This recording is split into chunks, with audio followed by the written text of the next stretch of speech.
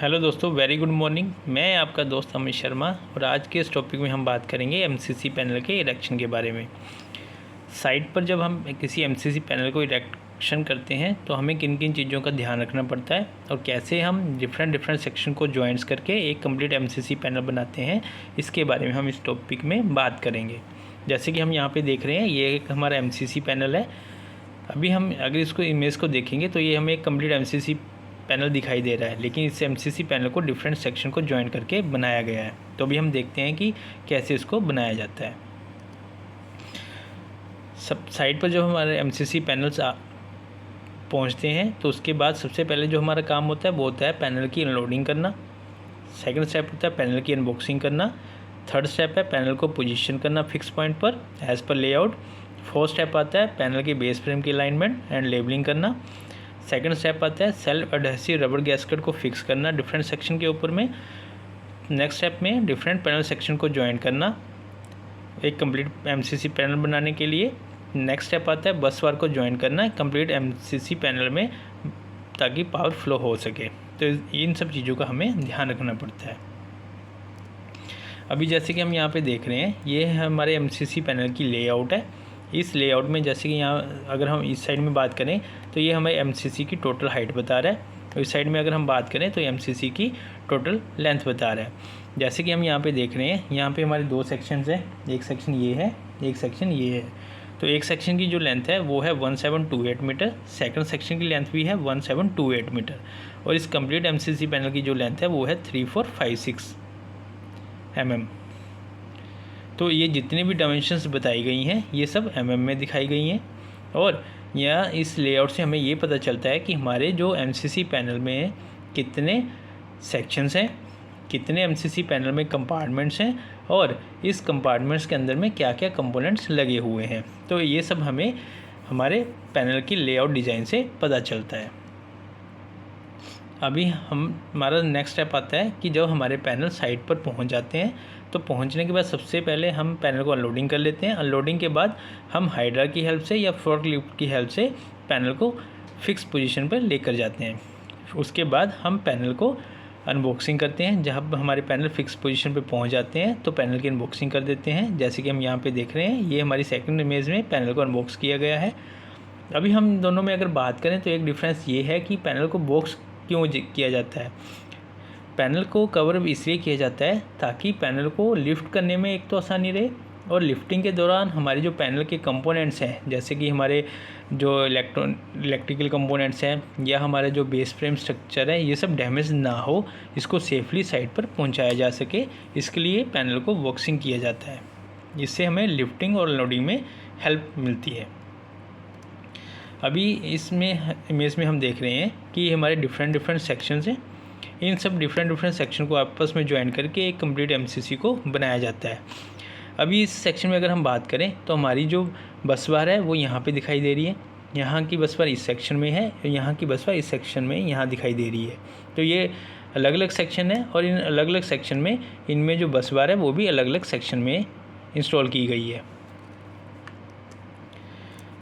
जब हमारे panel fix position पर पहुंच जाते हैं तो हमारा सबसे जो फर्स्ट काम आता है वो ये होता है कि हमें इन पैनल को आपस में ज्वाइंट करना है। टेम्परेरी हम इनको आपस में ज्वाइंट्स करते हैं और ज्वाइंट करके पैनल की अलाइनमेंट करते हैं और लेवलिंग करते हैं।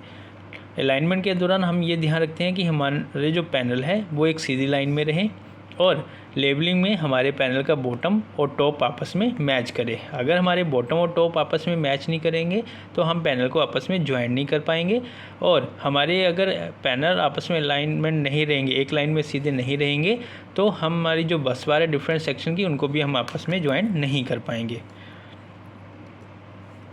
जैसे कि हम यहाँ पे देख रहे हैं, ये हमारे दो सेक्शंस हैं, और यहाँ पे हम देख रहे हैं कि इन दो सेक्शन को हम आपस में ज्वाइन करेंगे। तो दोनों सेक्शन को आपस में ज्वाइन करने के लिए से पहले हम हर एक सेक्शन के ऊपर में सेल्फ एडहेसिव जो ये गैस्केट देख रहे हैं, इस गैस्केट को यहाँ पे पेस्ट कर देंगे इसकी सराउंडिंग में, ताकि एक पैनल जब दूसरे पैनल से अटैच हो तो जो गैप रहता है दो पैनल के बीच में वो प्रॉपरली हमारा गैप फिल हो जाए, ताकि डस्ट पार्टिकल पैनल के अंदर एंटर ना कर सकें। तो इस गैस्केट का यूज़ बेसिकली डस्ट को अंदर जाने से रोकने के लिए किया जाता है, और जो दो पैनल के बीच में गैप रहता है उसको प्रॉपरली फिक्स करने के लिए रबर गैस्केट का यूज़ किया जाता है। अभी जैसे हम देख रहे हैं कि जब हम दो सेक्शन को आपस में ज्वाइन कर देते हैं, उसके बावजूद भी हमें यहाँ पर हमारी जो बस बार है वो आपस में ज्वाइन नहीं हो पाती है। तो इस बस बार को ज्वाइन करने के लिए हम लिंक्स का यूज़ करते हैं। जैसे कि हम यहाँ पे देख रहे हैं, यहाँ पे हमने लिंक लगाए। अगर हमारी बस बार आपस में अलाइन नहीं रहेगी तो ये लिंक प्रॉपर्ली इस बस बार के ऊपर फिक्स नहीं हो पाएंगे, जिसकी वजह से हम दो सेक्शन को आपस में प्रॉपर्ली ज्वाइन नहीं कर पाएंगे। इसलिए हमारे जो पैनल हैं वो एक लाइन में रहने चाहिए, और हमारा जो बॉटम है और पैनल का टॉप वो भी आपस में मैच करना चाहिए। अभी जैसे हम यहाँ पे देख रहे हैं कि हमने लिंक रखे हैं इन, और यहाँ पे हमारा एम्प्टी दिख रहा है, तो इसके ऊपर भी हम लिंक रख के हम इन बस बार को आपस में कनेक्ट करते हैं। कनेक्शन के बाद हम इसको नट बोल्ट के थ्रू टाइट कर रहे हैं, और यहाँ पे जो नट बोल्ट्स हैं ये प्रॉपर्ली टाइट होने चाहिए।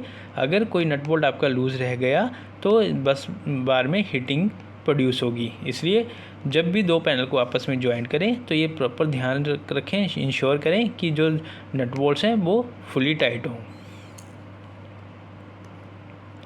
तो जब हम डिफरेंट सेक्शन को आपस में ज्वाइंट्स कर देते हैं और बस बार को ज्वाइंट्स कर देते हैं तो हमारी कंप्लीट एमसीसी बनके तैयार हो जाती है।